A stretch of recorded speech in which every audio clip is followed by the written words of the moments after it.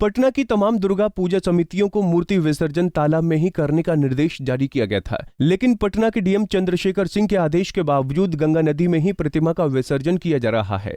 DM के आदेश पर Patna city के भद्र घाट पर गंगा नदी के किनारे ही तालाब का निर्माण करवाया गया है, लेकिन दुर्गा पूजा समिति सीधे गंगा नदी में ही प्रतिमा का विसर्जन कर रहे हैं। हालांकि घाट पर तैनात पुलिसकर्मी का कहना है कि वो इस मामले में कुछ नहीं कर सकते हैं, क्योंकि समझने के बावजूद लोग मानने को तैयार नहीं हैं। बैरियर लगी हुई है, हाँ। बैरियर से आगे कोई गाड़ी नहीं जाना है। और मूर्ति किस तरह से मूर्ति गाड़ी जाएगी कहाँ विसर्जन होगा? नीचे भद्र घाट में विसर्जन होगी। कहाँ? ये भद्र घाट सिटी भद्र घाट में कहाँ विसर्जन कर लिए? गंगा नदी में सर है, हो रहा है। गंगा नदी में विसर्जन करने का है? करने का तो नहीं है, हाँ, लेकिन वही विसर्जन लोग कर रहे तो हम लोग क्या करें? सब डीएम साहब का क्या आदेश निकला? आदेश तो है तालाब में घुसने का, लेकिन गंगा नदी में कर रहे हैं। पब्लिक का जाना जाए, इसमें तो हम कुछ नहीं कह पाएंगे। पब्लिक जाने, पब्लिक की बात है ना। मजिस्ट्रेट में कोई नहीं है? होंगे मजिस्ट्रेट, हमारे सामने नहीं आए अभी। ये तो आप लोग हैं, आएंगे टाइम बाद आइए ना, सब क्लियर हो जाएगा। मिट्टी की प्रतिमाओं में केमिकल से पेंटिंग की जाती है, इसलिए पिछले साल ही कोर्ट ने गंगा में मूर्ति विसर्जन पर रोक लगा दिया था, क्योंकि गंगा नदी इस तरह है कि जहरीली केमिकल से प्रदूषित हो रही थी। कोर्ट ने सरकार को किसी भी तरह की प्रतिमा के गंगा नदी में विसर्जन पर रोक लगाने का आदेश दिया था। इसीलिए डीएम चंद्रशेखर सिंह ने कृत्रिम तालाब में विसर्जित करने का आदेश दिया था, लेकिन अभी भी सीधे गंगा नदी में ही प्रतिमा विसर्जित की जा रही है। पूजा समितियों की इस लापरवाही से स्थानीय लोग नाराज नजर आ रहे हैं। इस पर तो सरकार की बहुत अच्छी पहल है, ऐसा होना ही चाहिए था, लेकिन नहीं किया जा रहा है। इसमें प्रशासन की कुछ ढिलाई है।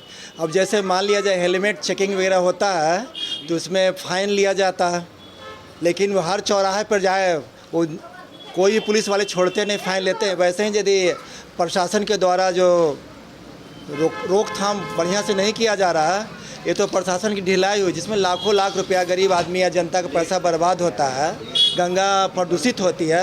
ये तो सरकार की तरफ से अच्छी पहल थी, नहीं होना ये तो अफसोसजनक है। ये प्रशासन की ढिलाई हुई, इसे तो सख्ती से लागू करना चाहिए था। वहीं भद्र घाट नवयुवक पूजा समिति के अध्यक्ष लल्लू शर्मा ने कहा कि लंबे समय से यहां प्रतिमा विसर्जित की जा रही है, इसीलिए इस परंपरा के साथ छेड़छाड़ नहीं करनी चाहिए। जब अंग्रेज देखने लगा कि मूर्ति विसर्जन और बैंड बाजा के साथ, झांकी के साथ यहाँ विसर्जन हो रहा है, उसे बहुत अच्छा लगा। कई लोगों ने कहा कि कहीं दूसरे जगह, कहीं नहीं, यहाँ बहुत अच्छा लगता है, भद्र घाट पर ही विसर्जन होना चाहिए। उसी परंपरा के अंतर्गत भद्र घाट पर पूरे पटना का मूर्ति विसर्जन होने लगा। आज कृत्रिम तालाब की सरकार और कोर्ट के आदेश पर तैयार हो रहा है, लेकिन कृत्रिम तालाब प्रदूषण मुक्त होना चाहिए। प्रदूषण मुक्त की स्थिति क्या है सब आप लोग देख सकते हैं, और पटना का सारी मूर्ति यहाँ विसर्जन होती है। सरकार ने डिवाइड कर दिया ऐतिहासिक चीज़ को, ये दुख की बात है। इस पर पूजा समिति ने क्षोभ प्रकट करता है कि नहीं, डिवाइड नहीं करना चाहिए। जो पटना में मूर्ति विसर्जन हो रहा है वो होते रहना चाहिए, लेकिन अब देखिए सरकार का क्या स्थिति होता है। डिवाइड किया है, कहीं खचकल्ला में मूर्ति भी विसर्जन करने के लिए किया है। देखिए वहाँ किस तरह के कृत्रिम तालाब बना है, हम लोग को पता नहीं, लेकिन हम लोग भद्र घाट में यहाँ सारे नवयुवक समिति के लोग उपलब्ध हैं। हम लोग सारा वॉलंटियर रहेंगे। यह परंपरा इतिहास 1888 से होता आ रहा है, जो नवयुवक समिति का स्थापित हुआ उस समय से मूर्ति विसर्जन का, पहले से मूर्ति विसर्जन हो रहा है, लेकिन 1888 में एक समिति यहाँ के बनी, जो आज तक सेवा करके आ रही है।